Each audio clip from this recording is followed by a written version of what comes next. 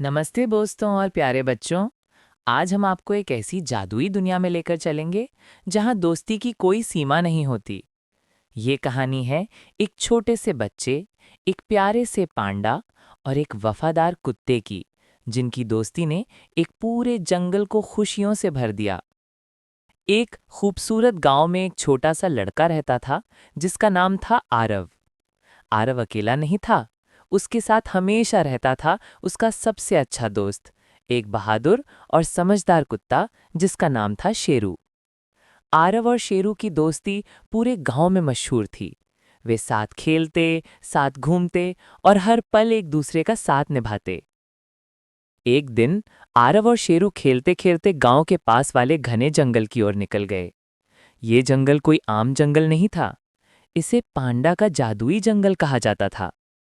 गांव वालों का कहना था कि इस जंगल में एक बहुत ही प्यारा और शर्मीला पांडा रहता है जो किसी को आसानी से दिखाई नहीं देता। आरव हमेशा से उस पांडा से मिलना चाहता था।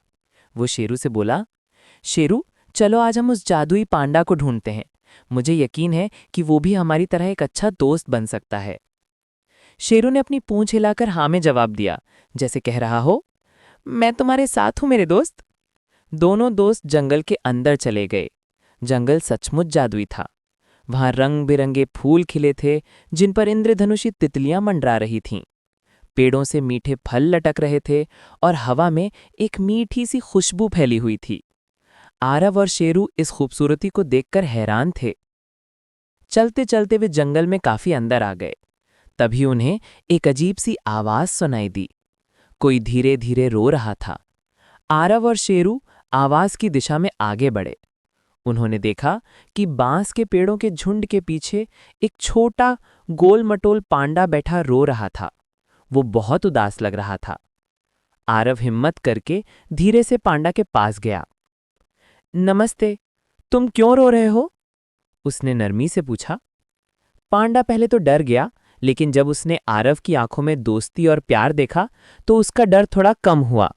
उसने अपनी मासूम आवाज में कहा, मेरा नाम पैब्लू है। मैं अपने दोस्तों के साथ लुका छिपी खेल रहा था और रास्ता भटक गया। अब मुझे घर जाने का रास्ता नहीं मिल रहा।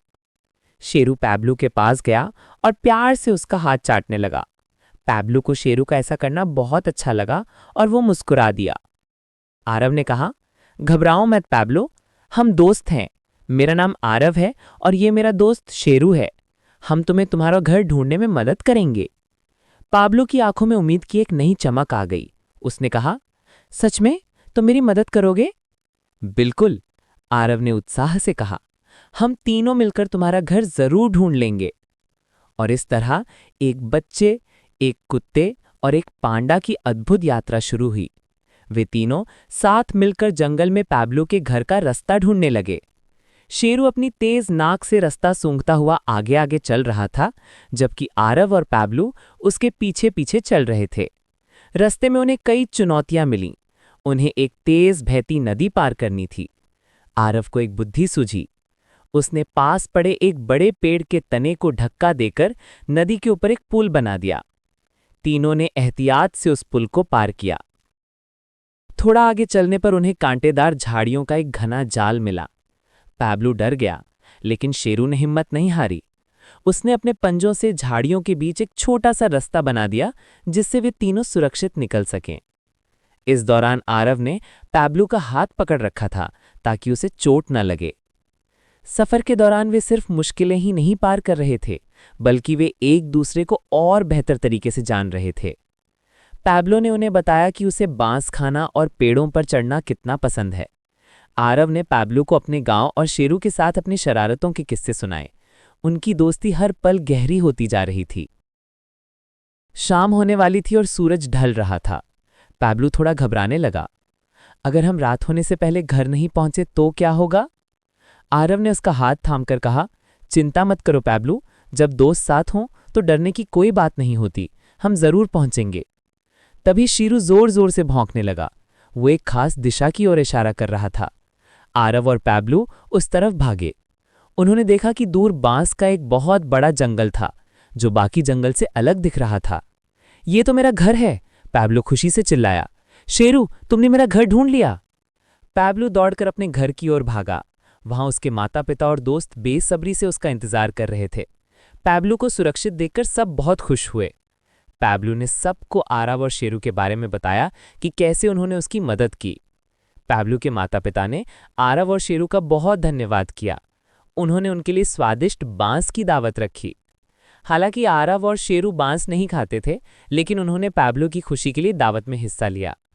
अब विदा लेने का समय था। पैब्लो की आंखों में आंसू थे। क्या तुम लोग फिर मुझसे मिलने आओगे? आरव ने मुस्कुराकर कहा, जरूर आएंगे मेरे दोस्त, सच्ची दोस्ती कभी खत्म नहीं होती। आरव और शेरू अपने गांव लौट आए, लेकिन उनका दिल खुशी और एक नई दोस्ती की यादों से भरा हुआ था। उस दिन के बाद आरव और शेरू अक्सर पैब्लो से मिलने उस जादुई जंगल में जाते थे। वे तीनों साथ खेलते, घूमते और अपनी दोस्ती का जश्न मनाते थे। उनकी दोस्ती की कहानी पूरे जंगल में मशहूर हो गई। जंगल के बाकी जानवर भी अब इंसानों से डरते नहीं थे। तो प्यारे दोस्तों, इस कहानी से हमें ये सीख मिलती है कि सच्ची दोस्ती किसी भी बंधन से परे होती है, चाहे वो इंसान हो, जानवर हो या कोई जादुई पांडा। जब हम दूसरों की मदद करते हैं और प्यार बांटते हैं तो हमें सच्चे दोस्त मिलते हैं और हमारी दुनिया और भी खूबसूरत हो जाती है। अगर आपको एक बच्चे, पांडा और कुत्ते की दोस्ती की ये कहानी पसंद आई तो वीडियो को लाइक करना ना भूलें। ऐसी ही और प्यारी कहानियों के लिए हमारे चैनल को सब्सक्राइब करें। हमें कमेंट करके बताएं कि आपको कहानी का सबसे अच्छा हिस्सा कौन सा लगा। अगली कहानी तक अपना ख्याल रखें। धन्यवाद।